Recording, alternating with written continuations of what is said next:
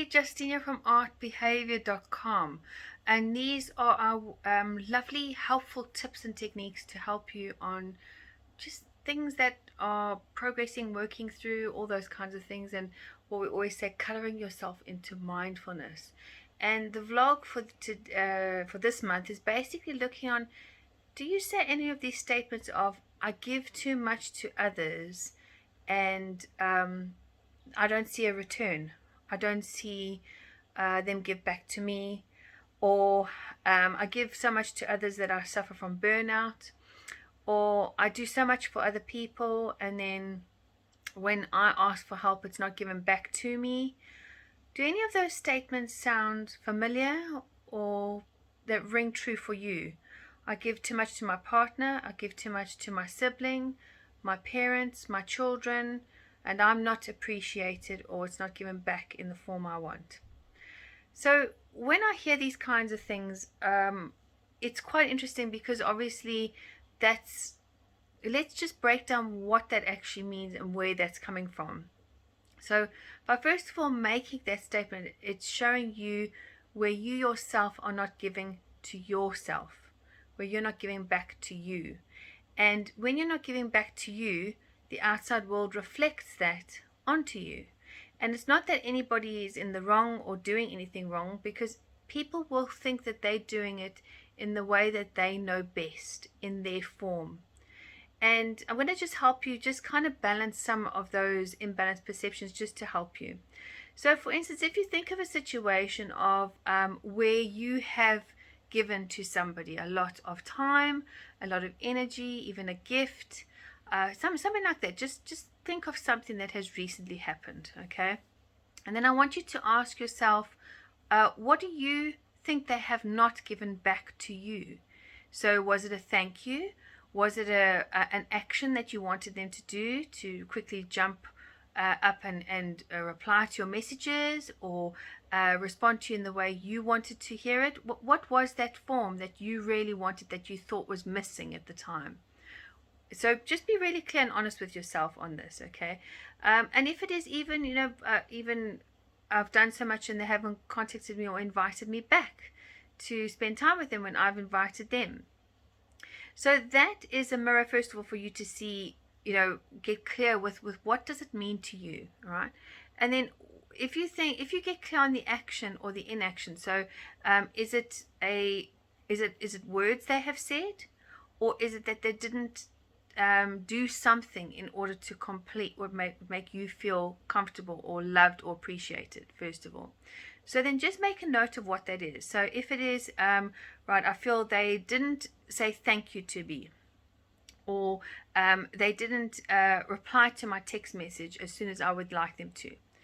Now, exactly what you've just said then written down is what you are doing to yourself, where you're not, say for instance, thanking yourself, where you are not replying quickly to yourself on certain things that you want to achieve or shift or move forward.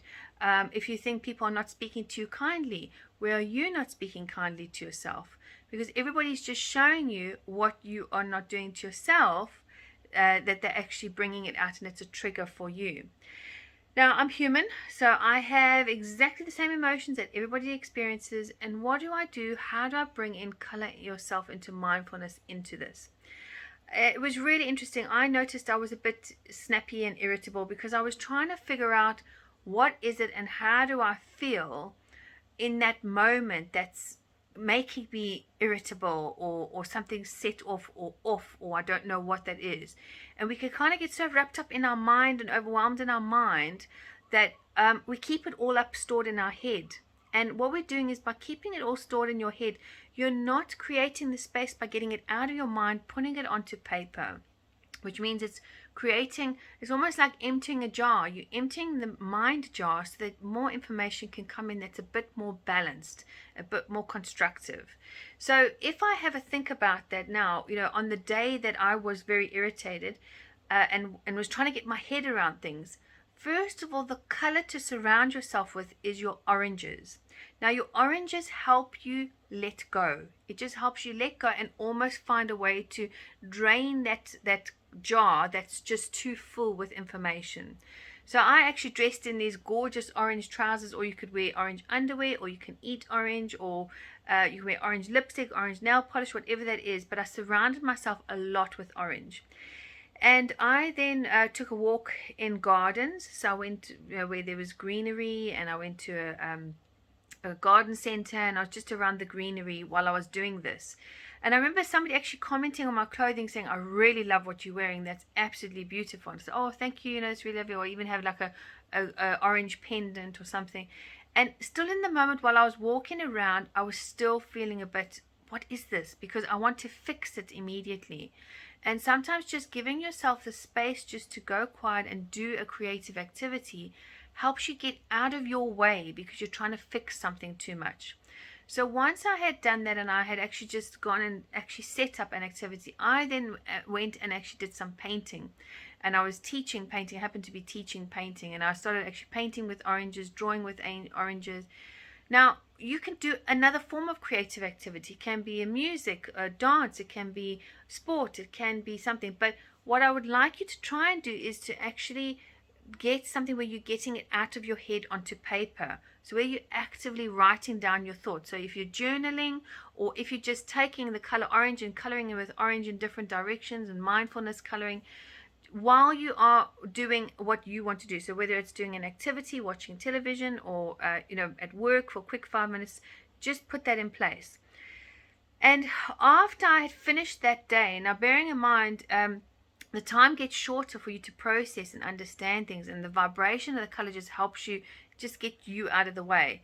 And then by the time I had the next day, I had, by the end of the session, actually put things in place, put things in perspective, and say, okay, I'm not taking time out for me, or I'm not thanking myself. Where can I speak kinder to myself? I'm not doing certain things to myself. And it has nothing to do with the other person. The other person is just, carrying on with their life, doing what they do best, and doing it in the form they know better to themselves. So from there, you can then make a decision. What is your next step? So is it, do I contact them when I'm calm and say, I really liked for you to say thank you, or maybe you get to a point where you're actually just okay with it, that you feel you don't need a thank you or an acknowledgement, and you can message them and not have any emotion attached to that. If there's still an emotion attached to it, then it means that there's a deeper trigger. And that obviously, if you need more information, you can get in touch, because we're running a special of sessions for £60, and you can get in touch with me, and you receive an hour of just going through what you perceive is missing, and working through just some coaching skills and techniques, just to help you get a bit clearer on that.